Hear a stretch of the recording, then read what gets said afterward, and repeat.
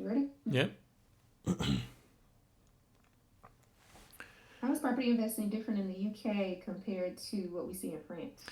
So when I learned this, I sold my properties in France and started investing in the UK. So this is how the finance system works and empowers you to recycle your cash from one property to the next and generating monthly cash flow from day one. So in France, you only have repayment mortgages, so you can't create cash flow. And in some cases, you have to subsidize your rent with your own salary.